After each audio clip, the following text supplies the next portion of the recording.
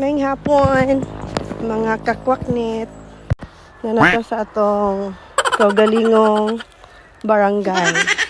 Agoy. Barangay Kapitong Bungtod. Purok kwaknit. Gusto na to atong purok. Imbis wakwak, kwaknit na lang.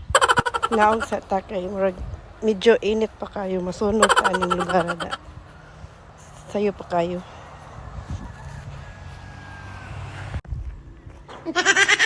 Naguba akong lanahan, ang kuan.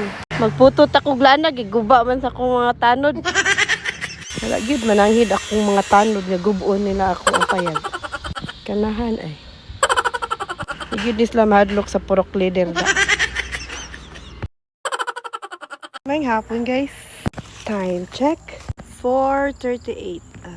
Wala na init. Pwede na isakas Kapitong Bungtod. Kapata dito. Ito. Magdala tag pang kay makasugat niya tao. Musupak sa purok leader. Agay. Kuya. Tungko sa ta. Hinisigan ako ilong. Ay kay buong nanabot din ko sa taas. Kaya na ako'y pako. Ay, asan ako nabot ani?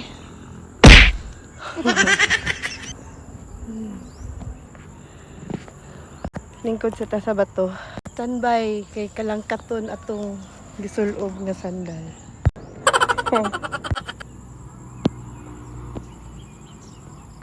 Bukid sa Kanturato. Nag-TikTok ko niya dahil nasakpan ko sa kapitan sa purok. Kay sa purok leader abay ata. Napabiyag kapitan.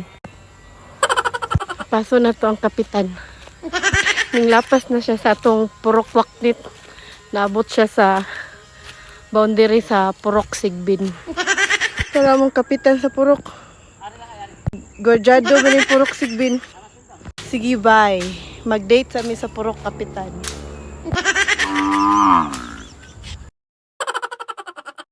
Okay. Mama na mag-date sa Kapitan. Sa Purok. Nga anak man dyan na. Mag-date mag ng Purok Leader. Ang Purok Kapitan. Balik namin sa among Purok Waknit. Ay tugot man tong magbalantay sa Sigbin nga mag-date mi sa kapitan. Dili na to gamiton atong paku kay wala ka bawsik kapitan sa purok nga natay paku.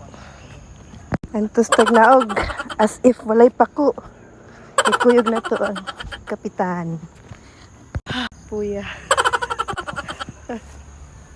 Bye-bye. Sunod na pod.